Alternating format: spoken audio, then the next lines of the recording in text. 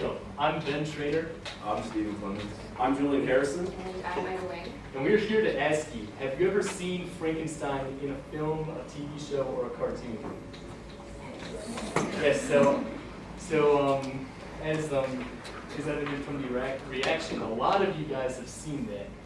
So have you ever wondered why it's so entrenched in our society? Or better yet, why it's so influential in the science fiction genre? Or who actually created it? Well, that's what we're here to discuss today. We're here to talk about Mary Shelley, the author of Frankenstein, and by relation, how Frankenstein, just a moment, how the novel maintains just a widespread influence in the science fiction genre. To give some background on Mary Shelley herself, she is most commonly recognized as the creator of the science fiction genre. She was raised in an intellectually focused household by her father, William Godwin, who was a political philosopher and therefore encouraged a focus in academia. And she had a strained relationship with her stepmother, who was sort of jealous of the close relationship Mary and her father had. And she was even sent away to Scotland for a few years when she was 14. So isolated from her family, she became depressed and turned towards writing as an outlet for her frustrations. And several years later, when she returned to England, she eloped with the poet Percy Shelley, who was the one to inform her of 18th century corpse reanimation experiments, which we'll discuss later. She eventually merged these influences in her most prominent novel, Frankenstein, which she wrote when she competed in a ghostwriting competition instigated by the poet Lord Byron in June of 1816. So what is Frankenstein? Frankenstein's plot plays upon the electroshock corpse reanimation that influenced Mary Shelley's life. So in Frankenstein, Dr. Victor Frankenstein, he uses this technology to develop his own creation, and instead of embracing his creation, he basically shuns it and turns it out loose to a society that's unwilling to understand it, and twists it into the monster that we now know as Frankenstein. And hold on. And the monster, feeling entrenched in loneliness, asks Dr. Victor Frankenstein to create him a wife, which the doctor refuses to do because of the fear that he has of his own creation's procreation. And this had drastic consequences for the doctor himself, as his loved ones and eventually himself were killed off by Frankenstein. So he was in a situation where he did too little, too late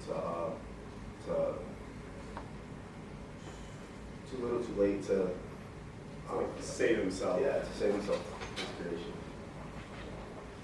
So since Frankenstein's plot is mainly driven by this antagonism between the creation and the creator, it's kind of evident to see how this is kept on time and time again. So this was our reasoning behind our thesis, which reads as follows. Frankenstein's continuous impact on science fiction comes from its focus on man playing God, as it reflects the persistent fear of technological advancements. So you might be wondering why the combined tropes of playing God and the fear of technology had such a significant impact, especially since the novel was written as early as the 19th century. So we're going to go back and look at some historical context of the book and how that appears in the novel.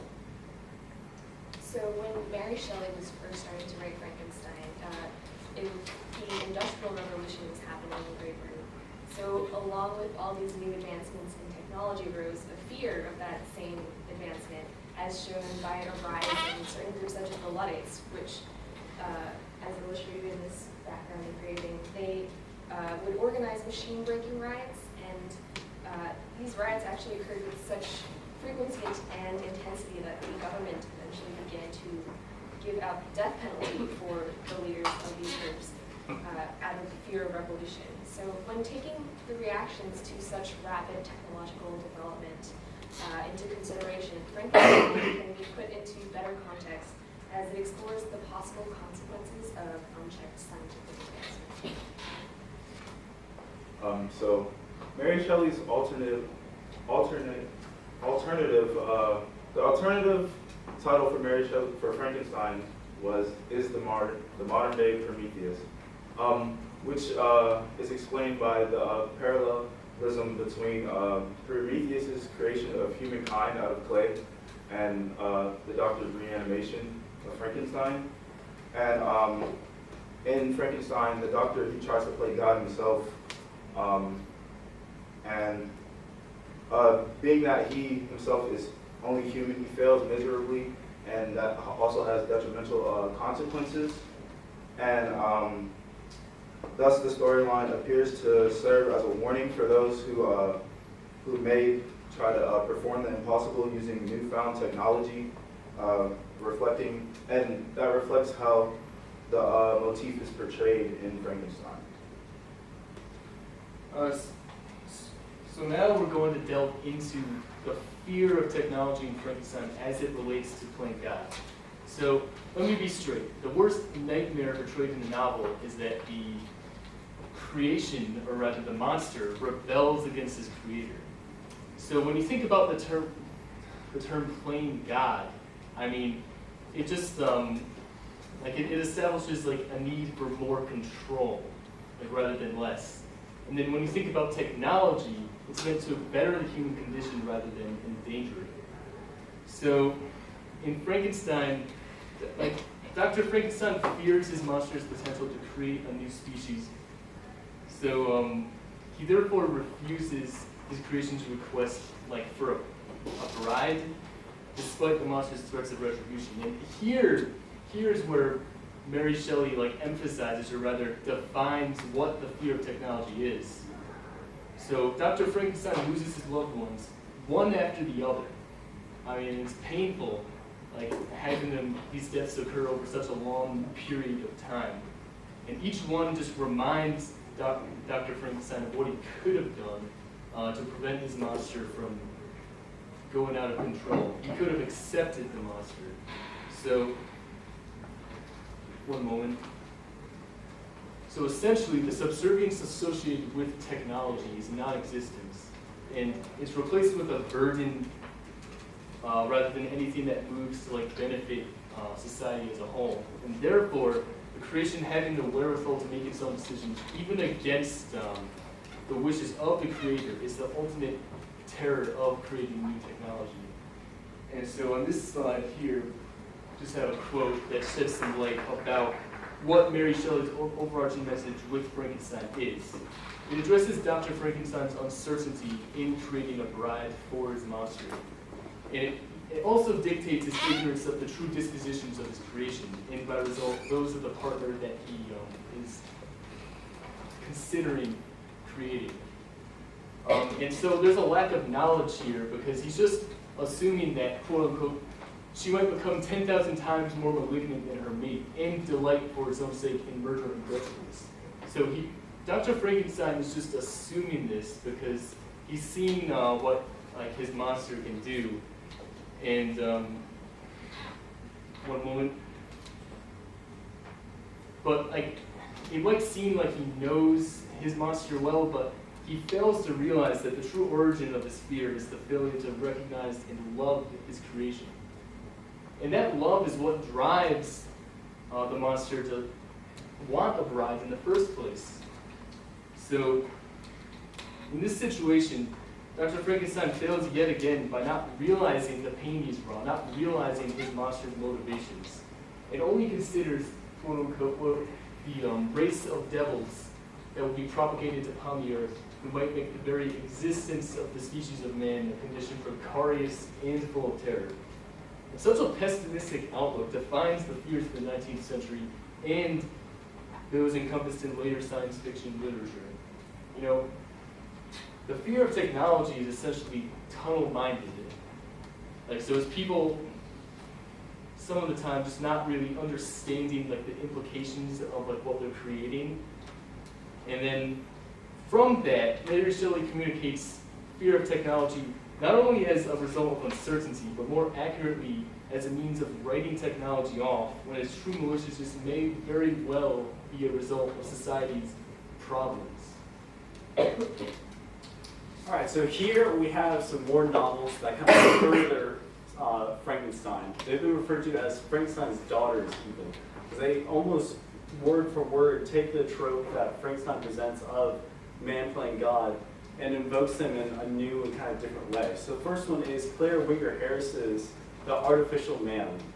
So in this book, we have this super genius named George Gregory, his kind of main ideal is that, remember this is way in the 19th century, so his main ideal is that the mind and the physical body, their perfection is one and the same. If you have a perfect body, you have a perfect mind. And unfortunately, through a series of accidents, he ends up losing his leg and becomes depressed. However, he eventually turns himself into a cyborg to make himself complete. First with his leg, and then building up his body until he is almost a cyborg except for his right hand. But through this process, he loses his wife and all his friends. So he lashes out against society and eventually loses his life. Similarly, in Sophie Wenzel-Ellis's Creatures of the Light, we have a German doctor named Dr. Munson, who he creates this perfect being named Adam, named after the first man. Unfortunately, he was a bit too successful, because Adam turns out to be a very cold-blooded, cold-eyed, devoid of empathy and passion being. So Adam tries to instead, through his ideals, tries to eradicate the imperfect human race. And it's not until Dr. Munson eventually destroys his creation that humanity is saved.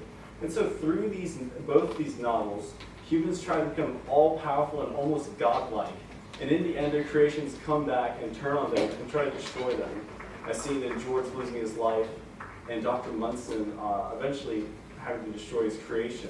And so these directly parallel Frankenstein, where Dr. Frankenstein created his monster, left it for dead without any passion or empathy. That same monster came and destroyed him. Let's see. Next slide real quick. And so similarly, we have not only in novels, but this same kind of trope goes on into the cinema and into movies. And so especially if we kind of look at it, the most ideal way that we can see this is in robots and AI. Because humans create it, and in a ton of movies, it comes back and tries to kill us. So the first example is Blade Runner. In this movie, there's humans. They create a bunch of androids, they call it this time around. And these androids replace the pets and the life forms in all shapes and forms in humanity. But eventually, 6 humanoid androids turn radical and malicious and start killing humanity. So this organization has to rethink their process and eventually hires this detective named Deckard, who has to go, in the movie is Harrison Ford, and he goes out and has to hunt down, and their term is retire, but destroy the androids. And similarly, probably a really good example that all of you will know is Arnold Schwarzenegger and the Terminator. So in this one, it's the humans create an AI system called Skynet. And it's eventually it's almost like an Ultron kind of figure. It unites all machinery so humans can live in luxury and relative ease. But Skynet eventually becomes so smart that it realizes it doesn't need humans. So it ensues a nuclear holocaust and creates a wasteland for humanity. And to try to rebel against this, humanity goes back in time to save Sarah Connor, if you like Arnold Schwarzenegger. Tries to save her, but they also send back the Terminator, Skynet does. So in both these, you kind of see the same, obviously it's not a physical biological monster, but you see humans trying to play God again, creating some kind of new technology that's supposed to make them great. And through these more forbidden sciences, they realize the forbidden sciences turn on them and eventually try to eradicate the humans again. This again reaffirms that the kind of everlasting trope of man playing God found in Frankenstein.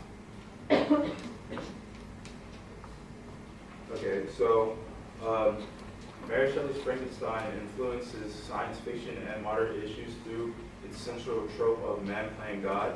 And it also it provides an answer to social uneasiness about new technologies, especially about using those advancements to obtain godlike powers. Hold on. She warns people to tread new technological grounds lightly, because if they don't, as in her narrative, the consequences could be detrimental. And this, her narrative has the influence throughout society through novels like The Artificial Man and the Creatures of Light, and it also has influence in movies such as Julienne mentioned, Blade Runner and The Terminator, and this just shows the multifaceted significance of the common trope throughout the science fiction genre. And excuse me.